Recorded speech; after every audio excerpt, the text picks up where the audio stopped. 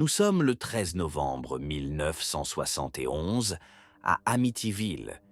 Au 112 Ocean Avenue se dresse une maison de style colonial, élégante avec ses volets blancs et son porche accueillant.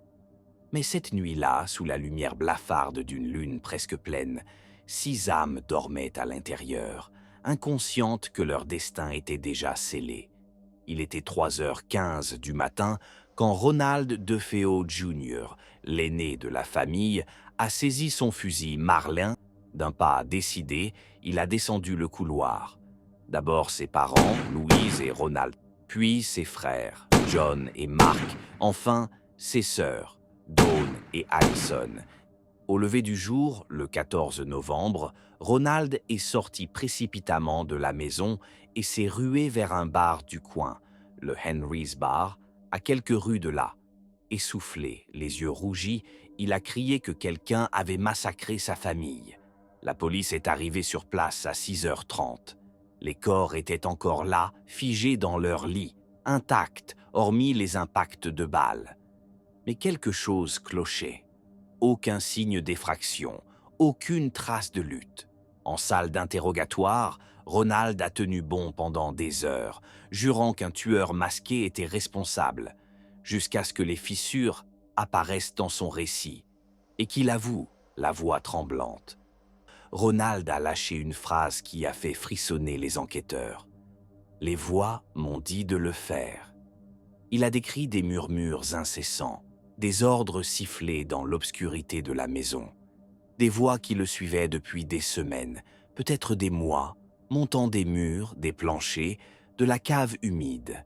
4 ans plus tard, en décembre 1975, George et Kathy Lutz ont franchi le seuil du 112 Ocean Avenue, mais dès la première nuit, le calme a volé en éclats. George entendait des pas lourds dans les escaliers vides. Kathy sentait une odeur fétide, comme du soufre, près de la cuisine. Les enfants parlaient d'une dame sombre qui les regardait depuis le bout de leur lit. Et chaque nuit, sans exception, George se réveillait à 3h15, en sueur, comme tiré d'un cauchemar qu'il ne pouvait nommer. Après seulement 28 jours, les Lutz ont abandonné la maison en pleine nuit.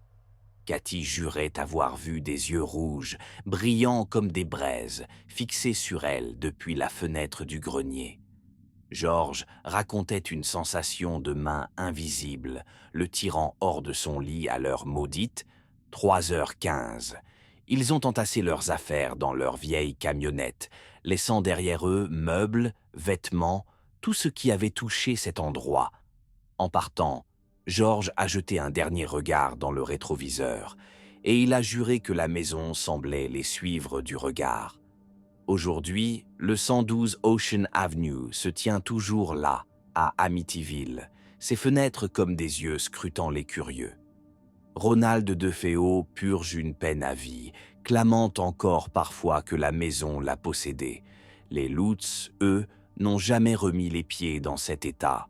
Était-ce la folie d'un homme brisé, une arnaque bien montée, ou bien cette maison, avec ses murs qui murmurent et ses ombres qui dansent, cache-t-elle une force que nous ne pouvons comprendre?